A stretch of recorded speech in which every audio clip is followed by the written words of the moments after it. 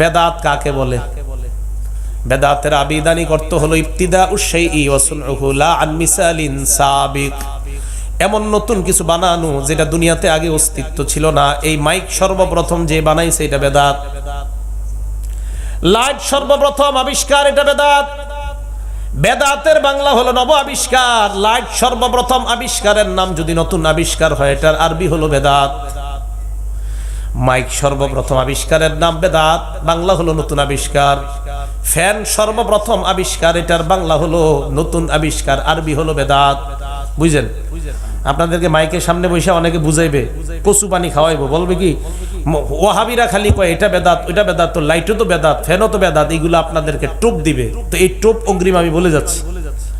হ্যাঁ ঠিক আছে, মাইক বেদাত, লাইট বেদাত। আমরা বলি, বলেন তো এই মাইক লাইট ফ্যান যদি না থাকে আগামীকাল ফজর আমরা পড়বো না? দুই একজন কয় ফ্যান না থাকলে মসজিদে ফজর পড়বো না, গরমকালে এসি না থাকলে মসজিদে ফজর পড়বো না। তাহলে এই বেদাত আমাদের দিনের কোনো ক্ষতি করে না। লাইট নতুন আবিষ্কার, ফ্যান নতুন আবিষ্কার। কেউ যদি আপনাদেরকে বুঝায়, বলবেন হ্যাঁ নতুন আবিষ্কার, তবে আমাদের ধর্মের কোনো ক্ষতি করে না। ফ্যান লাইট কোনো ক্ষতি করে না, মাইক কোনো ক্ষতি করে না। মাইক থাকলেও আমরা নামাজ পড়বো, লাইট থাকলেও নামাজ পড়বো, না থাকলেও পড়বো। ফ্যান এইটা থাকলেও পড়বো, না থাকলেও পড়বো, তবে নতুন আবিষ্কার যেটা সেটা আমরা করব না। এবার তারা আপনাদেরকে বলবে, তাহলে কোন বেদাতটা তোমরা করতে চাও না? জবাব দিয়ে দিবেন, আত-তাআব্বুদু লিল্লাহ বিমা লাম ইয়াশরাহুল্লাহ, আল্লাহর জন্য ইবাদত করা, যেটা আল্লাহ করতে বলে নাই ওটা আমরা করব না। ইবাদত কার? আল্লাহর জন্য করা, কিন্তু আল্লাহ করতে কয় নাই।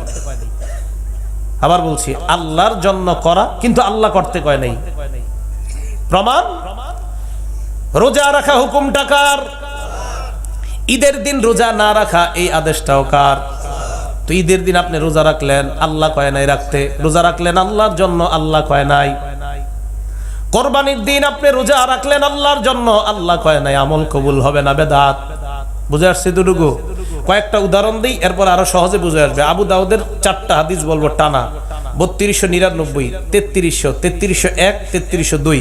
বুখারী শরীফের 3834 নম্বর হাদিস। এই মোট 5টা হাদিস শুনেন তো সহজে বুঝবেন বেদাত।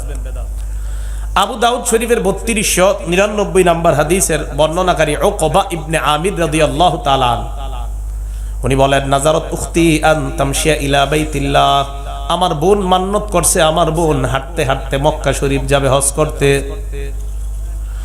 আপনাদের এই জামুরকির কোন মানুষ বাসে ওঠার সামর্থ্য আছে, ট্রেনে ওঠার সামর্থ্য আছে, প্লেনে ওঠার সামর্থ্য থাকার পরেও মানত করছে চট্টগ্রাম যাবে হাঁটতে হাঁটতে, সব সামর্থ্য আছে, মানত করছে চট্টগ্রাম হাইটা যাবে। আপনার কে কইছে মানত করতে? কোন পাগলে কইছে আপনার এই মানত করতে? কোন কি দরকার আছে আপনি জানেন এইভাবে কষ্ট দেওয়া? কারণ ছাড়া নফসকে কষ্ট দেওয়া হারাম। এই হারামকে হালাল করার নাম হলো বেদাত। উকবা ইবনে আমির বলেন, আমার বোন মানত করেছে, আমার বোন হাঁটতে হাঁটতে মক্কা শরীফ হজ করতে যাবে। আমাকে বললেন আমি যেন নবীর কাছে মাসআলা জিগাই। নবীজির কাছে গেলাম, গিয়ে বললাম, ইয়া রাসূলুল্লাহ, ইয়া হাবিবাল্লাহ, আমার বোন মানত করেছে হাঁটতে হাঁটতে মক্কায় হজ করবে। নবীজি বলেন, তোমার বোন মানত করার আর জিনিস পায় না। চড়ার ক্ষমতা আছে, বাহন আছে, ওট আছে, ঘোড়া আছে। তোমার বোনকে কি বলছে এই পাগলামি মানত করতে? লিতাম শিয়াও লিতার কাবা, যাও গিয়া বলো বাহনে ওঠার জন্য আর এই জাতীয় মান্নত যেন না করে। তাহলে আমার নবী বেদাত সরাসরি না করে দিলেন। আপনার কোন পিসাব আপনারে বলছে তুই চট্টগ্রাম হাইটে আসলে তোর এই এই বিপদগুলা দূর হয়ে যাবে, বুঝেন নাই? কেউ বললো আপনাকে, এইটা কি দরকার আছে আপনি বলেন? এইটা একটা পাগলামি। আর সাধারণত ভণ্ড পীরদের মাধ্যমে যত আজগুবি কথাবার্তা শুনলেন, আপনারা বলবে তোর কি সমস্যা? এই সমস্যা, শীতকালে সকালে পানিতে গিয়ে 1 ঘন্টা দাঁড়ায় থাকবি। আচ্ছা, এটা কোনো কথা হইল? এইটা নফসকে কষ্ট দেওয়া হারাম। এবার আরেকটা হাদিস শোনেন, মজার হাদিস, আবু দাউদ শরীফের 3300 নাম্বার হাদিস। নবীজি একদিন ভাষণ দিতেছে, ইদা হুয়া কাইমুন ইদা হুয়া বিরাজুলিন কাইমুন ফিশ শামসি, এক ব্যক্তির দাঁড়ায় আছে, ওই ব্যক্তি রৌদ্রের আলোর মধ্যে দাঁড়ায় আছে। সবাই ভাষণ শুনতেছে মন দিয়ে, এক ব্যক্তির দিকে তাকায় দেখো ওই ব্যক্তি রৌদ্রের আলোর মধ্যে কষ্ট করে দাঁড়ায় দাঁড়ায় নবীর ভাষণ শুনে। আল্লাহ নবী বললেন, কি ব্যাপার, এই লোকটা এত কষ্ট করে কেন আমার ভাষণ শুনতেছে? সাহাবারা বললেন, হুজুর নাজার আইয়াম শিয়া নাজার আইয়াকুমা ওয়ালা ইয়াকুদা, হুজুর মানত করছে এটা দাঁড়ায় থাকবে বসবে না, এই মানত করছে। কি মানত করছে? দাঁড়ায় থাকবে বসবে না। কার? বুঝলাম বসবে না, এই রৌদ্রে দাঁড়ায় রয়েছে কার মানত করছে? ওয়ালা ইয়াস্তাজিল্লা, ছায়া বসবে না। হুজুর হে ছায়া বসবে না মানত করছে। আর কি মানত করছে? কয় হুজুর আমরা বললেও শুনবে না, কারণ আরেকটা মানত করছে ওয়ালা ইয়াতাকাল্লামা, সে কারো সাথে কথাও বলবে না। এক নাম্বার বসবে না, দুই নাম্বার ছায়া বসবে না, তিন নাম্বার হুজুর বইল আলাপ নাই কথা বলবে না, চার নাম্বার ওয়াসুমা, এই অবস্থায় সে রোজা রাখবে। নবীজি বললেন আমার কাছে দুইরা নয়ডারে মুরুহু, আল্লাহ নবী বললেন ফাল্যাতাকাল্লাম, তাকে বলো কথা বলার জন্য, ওয়াল্লাস্তাজিল্লা, ছায়া নেওয়ার জন্য বলো, ওয়ায়াকুদা, বসার জন্য বলো, ওয়াল্লিউতিম্মা সাওমা, রোজা পরিপূর্ণ করতে বলো। আর জানা দাও ইসলামের মধ্যে এই জাতীয় উল্টাপাল্টা মানত করার নাম হলো বেদাত। বেদাত দাঁড়ায় মানে মানত করছে উনি দাঁড়ায় থাকবে। আপনাদের ঘরের একজন মানত করছে কি সকাল ফজরে পরে সূর্যের আলোতে দাঁড়াবে, বিকাল আসর পর্যন্ত সে দাঁড়ায় থাকবে। এটা পাগলামি, এটা বেদাত। আর এই জাতীয় উল্টাপাল্টা কথাগুলা দেখবেন আপনাদেরকে ভণ্ড মানুষ যারা, এরা বলবে আপনাদের, কিরে তোর কি সমস্যা? এই সমস্যা, তুই রাত 12টা 1 মিনিটের দিকে ঠিক তোর বাসার ছাদের বাম পাশের রেলিং এর উপরে দাঁড়ায়া উপরের দিকে তাকায়া থাকবে 20 মিনিট, এরপরে আসবে। এটা কোনো কথা? এগুলা পাগলামি, বেদাত। আমি যে কোন বেদাতটা করার দিকে যাইতেছি খুব মন দিয়ে শুনেন, আসলটা এখনো কইতেছি না। এটা হলো বেদাত, আস্তে আস্তে যাই। এবার আবু দাউদ শরীফের 3301 নম্বর হাদিস শুনি। এই হাদিসের মধ্যে আসছে আনাস রাদিয়াল্লাহু তাআলা আনহু বলেন, নবীজি সাল্লাল্লাহু আলাইহি সাল্লাম এক ব্যক্তিকে দেখলেন, রাআ রাজুলান, এক ব্যক্তিকে দেখলেন, ইউহাদা বাইনা ইবনাইহি, তার দুই ছেলের কাঁধের উপরে ভর দিয়ে হাঁটতেছে, দুই ছেলের উপরে কাঁধের উপরে ভর দিয়ে হাঁটতেছে। নবীজি বললেন, কি ব্যাপার, ছেলেগুলারে এইভাবে কেন কষ্ট দেয়? তার তো বাহন আছে, বাহনের উপর কেন ওঠে না?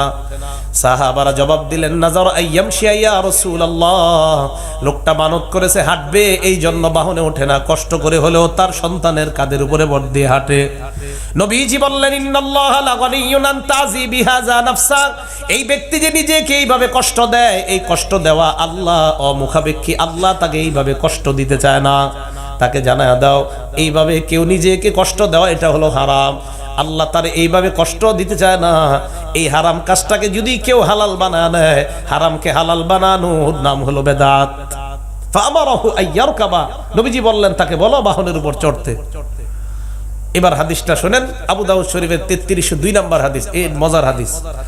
নবীজি দেখেন কাবা শরীফের পাশে এক ব্যক্তি নাকের মধ্যে আংটা লাগায়, ওই আংটার মধ্যে রশি লাগায় এইভাবে টানতেছে। আরে এটা কি? নাকে আংটা লাগাইছে, বিখিজামাতিন ফি আনফিহি, নাকের মধ্যে আংটা, এই আংটার মধ্যে রশি, রশি লাগায় টানতেছে। নবীজি কই এটা কি পাগলামি? কি সে কয় হুজুর মানত করছে এমনি হাঁটবে, মানত করছে এভাবে হাঁটবে। নবীজি যে কাজটা করলেন জানেন না, আমার যে কি মন চায় যে নবীজি নিজে এই কাজটা করছে।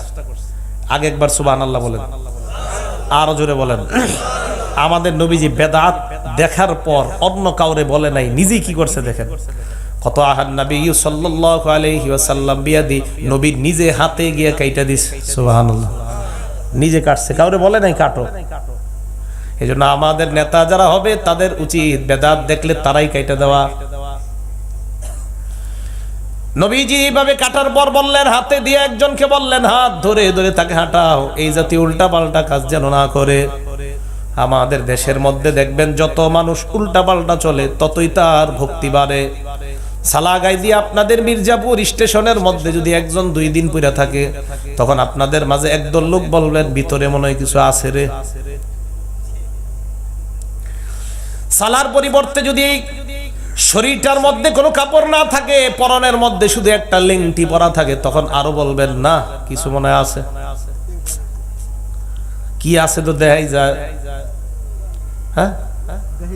তখন কি করে, এই ভক্ত শুরু হয়, 1 লাখ ভক্ত হয়ে গেছে। আচ্ছা বুঝলাম, প্রথমে বেটার সালা গায়ে দেওয়ার মতো সামর্থ্য পায় নাই, এরপরে বেটা এটা পড়ছে গায়ে দেওয়ার মতো তার সামর্থ্য ছিল না, এখন তো 1 লাখ ভক্ত আছে। 1 টাকা করে দিয়ে কি একটা পাঞ্জাবি দেওয়ার সামর্থ্য হয় না? এই বন্ড পীররে কি করছে, 5 তলা বাড়ি বানায় দিছে, কিন্তু আজও পর্যন্ত তার সালাটা খুলে না গায়ের থেকে। ধরে ধরে সালা কাইটা এদেরকে শরীরে ভালো পোশাক পরায় দেওয়া। আমার নবী বেদাত নিজে কাইটা দিছে। এই বেদাত মুক্ত দেশ গড়তে হবে। বেদাত দেশ থেকে যখন সরে যাবে, শিরিক চলে যাবে, দেশে শান্তি আসা শুরু হয়ে যাবে। ইমানের সাথে শিরিক আর বেদাত রন্ধ্রে রন্ধ্রে ঢুকে গেছে ঘরে ঘরে। আর ঘরে আমাদের মুসলমানদের ঘরে ঘরে ডেলি পূজা হয়, বিষয় হয় না? মুসলমানদের ঘরে যে পূজা হয় জানেন না? হিন্দু ভাইয়েরা পূজা করে, এটা তাদের ধর্মীয় ব্যাপার, তারা পূজা করে, তাদের ধর্ম পালন করবে। মুসলমানের ঘরে পূজা হয় কিভাবে? টেলিভিশন চলে, সিনেমা চলে, হঠাৎ শুনবেন মুসলমানের ঘরে পূজার আওয়াজ। আরে ঘটনা কি? এই ঘরে আবার কে আসলো? আমি তো জানি আমার প্রতিবেশী মুসলমান। জিজ্ঞাসা করবেন, কি আব্দুর রহমান ভাই, আপনার ঘরে পূজার আওয়াজ? পূজা না, কি যে কোন, কি হয়েছে বললেন না? আর ওই আসিয়ার আম্মায় সকাল 8টার দিকে আপনার ওই যে ভারতের একটা ইয়া দেখায়, তো এটা দেখতেছিল, তো ওই সিরিয়ালের মধ্যে পূজার একটা সিন আছে, ওই সিন করতে গিয়ে আপনার পূজার আওয়াজগুলা আপনি মনে ওইটা শুনছেন। ও আচ্ছা, শয়তান আপনার ঘরে, মুসলমানের ঘরে এইভাবে পূজা করাইতেছে ডেলি। ওই যে নবীজি বলছে অনেক রাস্তা, প্রত্যেক রাস্তা থেকে শয়তান। মা বোনরা ভালো করে শুনেন, কত রাস্তা থেকে আপনাদেরকে শয়তান ডাকতেছে। রাস্তা একটা, আশেপাশের সব কাজ কার রাস্তা? শয়তানের রাস্তা। এবার বুখারী শরীফের 3834 নম্বর হাদিস শুনেন। আবু বকর সিদ্দিক রাদিয়াল্লাহু তাআলা এক মহিলার কাছে দেখা করতে গেছে। মহিলা আল্লাহ ওয়ালি মানুষ। যাওয়ার পর পর্দার আড়াল থেকে বললেন, কেমন আছেন আপনি? মহিলা কোনো জবাব দেয় না, কথা কয় না। আবু বকর সিদ্দিক বললেন, মালাহা লা তুকাল্লিমু, মহিলা কেন কোনো কথা বলে না? জনগণ জবাব দিল, হাজ্জাত মুসমিতাতান, এই হজ করছে চুপচাপ, মহিলা হজ করছে চুপচাপ। বুঝলাম তো, হজ করার পর নিয়ত করছে আর কথা বলবে না। হজ করার পর নিয়ত করছে আর কথা বলবে না, এটা তো পাগলামি। আবু বকর সিদ্দিক বললেন, তাকাল্লামি, তুমি কথা বলো। মহিলা ভিতর থেকে কয়, মান আনতা, আপনি কে? আবু বকর সিদ্দিক জবাব দেয়, ইমরুউম মিনাল মুহাজিরিন, আমি হলাম মুহাজিরদের একজন মানুষ, যারা মক্কা থেকে হিজরত করে মদিনায় গিয়েছে, আমি তাদের একজন। মহিলা কয়, মিন আইয়িল মুহাজিরিন, মুহাজিরদের মধ্যে কোন শাখা? আবু বকর সিদ্দিক বলেন, মিন কুরাইশিন, আমি কুরাইশ গোত্রের। মহিলা কয়, মিন আইয়ি কুরাইশিন, কুরাইশের কোন এলাকা? আবু বকর সিদ্দিক কয়, তুমি তো কথা না বইলেই ভালো ছিলা। হ্যাঁ, চুপচাপ ছিল। প্রশ্ন করে, আপনি কোন জায়গার? কয়, আমি মুহাজির। কয়, কোন মুহাজির? কয়, কুরাইশ। কয়, কুরাইশের কোন এলাকার? আবু বকর সিদ্দিক সর্বনাশ, এত কথা কয় কা? মহিলাকে বললেন, ইন্নাকি লাসাউল, তুমি তো অনেক প্রশ্ন করো দেখি। এবার মহিলা বললেন, মা বাকাউনা আলা হাযাল আমরি সালিহি, আবু বকর, আমরা কতদিন এই কল্যাণের উপর থাকবো? জোরে বলেন, আমরা কতদিন? আবার বলেন, আমরা কতদিন? এটা আমাদের জন্য জরুরি কথাটা, যদিও এটা আলোচনার অংশ না। আলোচনার অংশ প্রথমটা, ওই যে কথা বলে না, কথা বলাইছে, কথা না বলা বেদাত, একটু বলবে না কথা বেদাত, এই জন্য কথা বলাইছে। তবে শেষের অংশটা দামি কথা। মহিলা প্রশ্ন করলেন, আমরা কল্যাণের উপর কতদিন থাকবো? বলেন তো সবাই একটু আওয়াজ দিয়ে, আমরা। আবু বকর জবাব দিলেন, মাস্তাকামাত বিকুম আইম্মাতুকুম, নেতারা তোমাদেরকে যতদিন কল্যাণের উপর রাখবে ততদিন কল্যাণের উপর থাকবা। কারা? কারা? নেতারা যতদিন তোমাদেরকে কল্যাণের উপর রাখবে ততদিন তোমরা কল্যাণের উপর থাকবা। আবু বকর সিদ্দিককে মহিলা প্রশ্ন করলেন, নেতা কারা? জবাব দিলেন, মানুষ যাদের কথা শুই না পালন করে তারা নেতা। ওই নেতা যদি খারাপ কাজ করায় তাও মানে, ভালো কাজ করায় তাও মানে।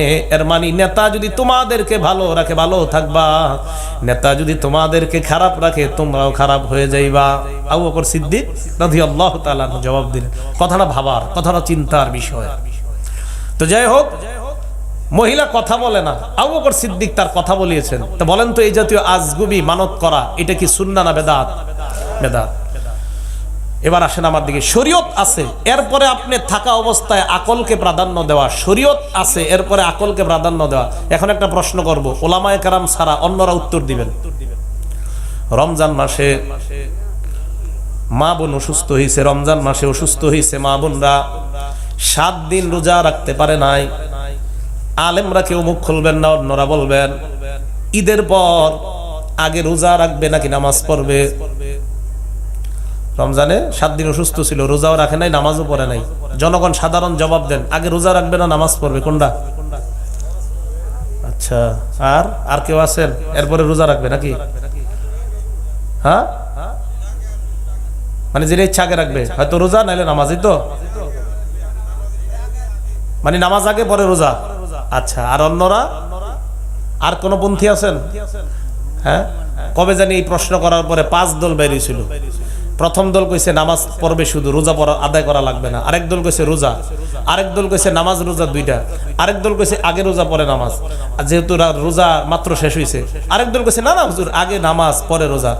আরেক দল কইছে হুজুর আমরা জানি না, আপনি কোন। এখন ওলামায়ে কেরাম মুখ না খোলাতে আপনাদের মাঝে দেখেন একদল বললেন আগে নামাজ পরে রোজা, আরেক দল বললেন যেটা আগে সেটা আগে। অথচ এই মাসালাটা একটা সহজ মাসালা, আপনারা জানেন না। রোজা, নামাজ, মা বোনরা অসুস্থ হইলে তাদের নামাজ মাফ, নামাজ আদায় করা লাগেই না। মা বোনরা অসুস্থ হইলে তাদের যে নামাজগুলা আপনার মিস হয়ে যায়, এই নামাজের আর কাজা করা লাগে না। এটা হলো মাসালা। রয়ে গেল রোজার কথা, রোজাটাই কাজা করা লাগে। আপনারা যে নামাজের কথা বললেন, এই মাসালা আপনাদেরকে কে বললো? হ্যাঁ, নামাজ মাফ। নামাজ কি বলেন তো? মাফ, এটা আদায় করা লাগবে না। হ্যাঁ, কথা বলেন তো, শ্রেষ্ঠ ইবাদত কি নামাজ না রোজা? আকল কি বলে বলেন তো? আকল বলে নামাজ মাফ না হওয়া, আকল বলে মা বোনরা নামাজ কাজা করা, শরীয়ত কয় না নামাজ মাফ, রোজা কাজা করা। আবার বলছি, আপনারা যারা বলছেন নামাজ, আকল খাটায় বলছেন হুজুর নামাজ শ্রেষ্ঠ ইবাদত, নামাজই তো আগে পড়া দরকার। শরীয়ত কয় এই জায়গায় নামাজ মাফ, রোজা রাখা। এই জায়গায় আকল ছাড়ো, শরীয়ত ধরো। কথা কি বুঝে আসছে? আকল খাটানো যাবে না। নামাজ মাফ, আকল কইতেছে নামাজ পড়া হোক, শরীয়ত কয় না রোজা, নামাজ লাগবে না। বাস, এখানে আকল বিসর্জন দেন, শরীয়ত গ্রহণ করেন। দলিল মুসলিম শরীফের 650 নম্বর হাদিস। আম্মা জান আয়েশা সিদ্দিকার কাছে এক মহিলা এসে কয়, আম্মা জান, রমজান মাসে আমরা অসুস্থ হওয়ার পর রোজা আদায় করা লাগে, নামাজ আদায় করা লাগে না, ব্যাপারটা বুঝতে পারি নাই। আম্মা জান আয়েশা সিদ্দিকা বললেন, হারুরিয়াতুন আনতি, তুমি কি হারুরি গোত্রের মানুষ? হারুরি মানে হলো একটা এলাকার নাম। ওই এলাকার মানুষরা নামাজ আদায় করে, রোজা আদায় করে না, আকল খাটায় নামাজ আদায় করে, রোজা আদায় করে না। তাই আম্মা জান বললেন, তুমি কি হারুরি এলাকার মানুষ? কয় না না আম্মা জান, আমি হারুরি এলাকার মানুষ না। কয় তাহলে এই প্রশ্ন কেন করলা? আম্মা জান জানার জন্য। আম্মা জান আয়েশা বললেন, কানা ইউসিবুনা যালিকা ফানুমারু বিকাযাইস সাওমি ওয়ালা নুমারু বিকাযাইস সালাহ। রমজান মাসে আমরা অসুস্থ হইতাম, রমজানের পর আমাদেরকে আদেশ দেওয়া হইতো শুধুমাত্র রোজা আদায় করার জন্য, নামাজ আদায় করার আদেশ করা হতো না। তাহলে বলেন, আকল কয় নামাজ, শরীয়ত কয় রোজা, এই জায়গায় আকল ধরবো না শরীয়ত? এই তোমার সামনে। যদি আপনি বলেন না শরীয়ত বাদ, এখানে আকল, হুজুর নামাজ বড় ইবাদত, এটার নাম বেদাত। ভাই কথা বুঝে আসছে? আচ্ছা, এটা সবার বুঝে আসছে? বলেন শরীয়তের ক্ষেত্রে আকল কি কি গ্রহণ করা যাবে? এবার বুখারী শরীফের একটা হাদিস শুনবো আমরা, 9 নম্বর কথা, 2697 নম্বর হাদিসের বর্ণনা। নবীজি বলেন, মান আহদাসা ফি আমরিনা হাদা মা লাইসা ফিহি ফাহুয়া রাদ্দুন। আমাদের ইসলামের মধ্যে কেউ যদি নতুন কিছু ঘটায়, বলেন তো লাইট আমাদের ধর্মের সাথে কোনো ক্ষতি করে? আরে লাইট নতুন আবিষ্কার, এই নতুন আবিষ্কার, এই বেদাত, আমাদের ধর্মের কোনো ক্ষতি হয়? এবার আসেন, ইসলামের মধ্যে নতুন আবিষ্কার যদি কেউ ঘটায়, নবীজি বলেন এটা প্রত্যাখ্যান করা হবে। একটা দলিল দিলে আপনারা বুঝবেন। বলেন, আমাদের নবী শরীয়তের মধ্যে ঈদ রাইখা গেছে কয়টা? আরো জোরে বলেন কয়টা? এবার আকল কয় 2-4টা বাড়ায়া করলে কি সমস্যা? শরীয়ত কয় 2টা, আকল কয় 3-4টা বাড়ায়া করলে কি সমস্যা? বলেন, আকল ধরবেন না শরীয়ত? তো বুঝে আসছে? তাহলে আকল কয় হুজুর আমরা যদি একটু বেশি বাড়ায়া করি সমস্যা কি? শরীয়ত কয় না, ঈদ তো 2টা। বলেন, ঈদের 2টার পরিবর্তে বাকিগুলোর নাম কি হবে? বেদাত। ঈদ 2টা ছাড়া বাকিগুলোর নাম কি হবে বলেন? বেদাত। এই বেদাত থেকে আল্লাহ বেঁচে থাকার তৌফিক দান করেন। আমাদের নবীজি মুসলিম শরীফের 735 নম্বর হাদিসে বলছেন, আজানের পর তোমরা দুরূদ পড়বা, দুরূদের পর তোমরা দোয়া পড়বা। এখন আপনি আজানের পরের দুরূদটা আজানের আগে আনছেন।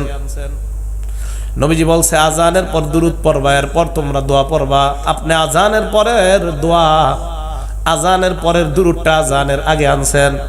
সুন্নতকে সুন্নতের জায়গায় না রাইখা আরেক জায়গায় নেওয়ার নাম হলো বেদাত। নবীজি বলছেন আজানের পর দুরূদ পড়বা, আপনি আজানের আগে দুরূদ আনলেন, বলেন এটার নাম কি? সবাই বুঝছেন তো? এবার সহজে আরেকটু তাহলে বুঝবেন আপনারা। এবার আমি বলবো, আপনারা এই ফতোয়া দিয়ে দিবেন বেদাত কিনা। আমাদের নবীজি আবু বকর সিদ্দিক রাদিয়াল্লাহু তাআলা আনহুকে একটা দুরূদ শিখাইছে, পড়েন আমার সাথে, আল্লাহুম্মা সাল্লি আলা মুহাম্মাদিউ ওয়া আলা আলি মুহাম্মাদ কামা সাল্লাইতা আলা ইব্রাহিমা ওয়া আলা আলি ইব্রাহিম ইন্নাকা হামিদুম মাজিদ। এটা পারেন না সবাই? পারেন তো? দুনিয়ার শ্রেষ্ঠ মানুষ শ্রেষ্ঠ উম্মতকে যেই দুরূদটা শিখাইছে, এই দুরূদ শরীফের দাম আছে না নাই? কম না বেশি? আমাদের নবী দুরূদ শিখায় গেছেন, এই দুরূদের পরিবর্তে আপনি, আমি, আমার বাবা, আমার দাদা, আমার খালু, আমার মামা মিলে একটা দুরূদ বানাইলাম। বলেন তো এই দুরূদের নাম শরীয়ত নাকি বেদাত? এই তো সহজে বুঝছেন। আমি, আমার বাবা, খালু, দাদা সবাই মিলে একটা দুরূদ বানাইছি আমরা। আমার নবী যেটা শিখাইছে এটার নাম সুন্নত, আমরা বাপ দাদা মিলা যেটা বানাইছি এটার নাম, তো বুঝে আসছে? সবার বুঝে আসছে কথাগুলা? তাহলে এই দুরূদ, যেই দুরূদ আমরা বানাইছি এটার নাম বেদাত, আমাদের নবী যেটা শিখাইছে এটার নাম সুন্নত।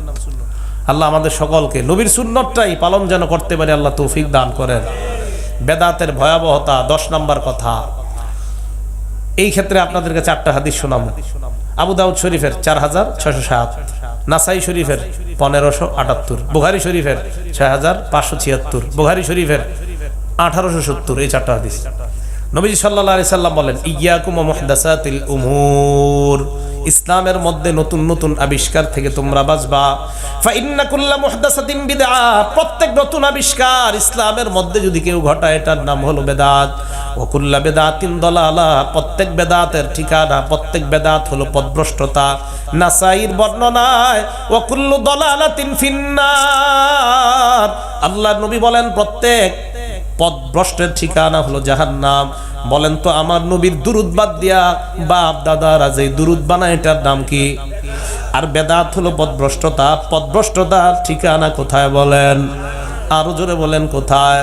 আল্লাহ পাক রব্বুল আলামিন সূরা আলী ইমরানের মধ্যে বলেন, ইয়াউমা তাবিয়াদ্দু বুজুহ ওয়া তাসওয়াদ্দু বুজুহ, কিয়ামতের ময়দানে একদল মানুষের চেহারা হবে সাদা, সূরা আলী ইমরান 104-5 নম্বর আয়াত, আর একদল মানুষের চেহারা হবে কালা। আব্দুল্লাহ ইবনে আব্বাস বলেন, যাদের চেহারা হবে সুন্দর তারা হলো আহলুস সুন্নাত ওয়াল জামাআহ, সুবহানাল্লাহ। আর যাদের চেহারা হবে কালা তারা হবে বেদাতি দল। বলছে তারা বেদাতি, তারা হবে বেদাতি। আব্দুল্লাহ ইবনে আব্বাস বলছেন আহলুল বিদআই, এরা বেদাতি। আল্লাহ আমাদের সকলকে বেদাতি কর্মকাণ্ড থেকে বেঁচে থাকার তৌফিক দান করেন। বুখারীর বর্ণনা, নবী বলেন, আনা ফারাতুকুম আলাল হাউজ, কিয়ামতের ময়দানে আমি হাউজে কাউসারের সামনে দাঁড়ায়া থাকবো। আমার উম্মতকে এক ঢোক পানি পান করাবো। ওই এক ঢোক পানি পান করানোর পর আমার উম্মত জান্নাতে যাওয়ার আগে আর পিপাসার্ত হবে না। নবী বলেন, আমি দাঁড়ায় থাকবো। লাইরফা আন্না রিজালুম মিনকুম, তোমাদের মধ্য থেকে একদল মানুষ আমার সামনে আনা হবে। আমি তাদেরকে হাউজে কাউসারের পানি পান করাবো। ওই মুহূর্তে তাদেরকে আমার সামনে থেকে টান দিয়ে নিয়ে যাওয়া হবে। আমি বলবো, আল্লাহ আমার উম্মত, আমার উম্মত। আল্লাহ বলবে, না, ফাইন্নাকা লা তাদরি মা আহদাসু বাদাকা, আপনি জানেন না দুনিয়া থেকে বিদায় নেওয়ার পর তারা ইসলামে নতুন নতুন কত কিছু বানাইছে। একটু আগে নবী বললেন আমার উম্মত, আমার উম্মত। যেই মাত্র নবী শুনলেন তারা বেদাত বানাইছে, নবী বললেন, সুহকান সুহকান লিমান গায়্যারা দীনি, আমার সামনে থেকে দূর হও, আমার সামনে থেকে দূর হও। আমার শরীয়ত পরিবর্তন করছো, তোমাদেরকে আমি দেখতেও চাই না। একটু আগে উম্মত উম্মত বলছে, যেই মাত্র জানছে এরা বেদাতি, দেখতে চাই না, সরো।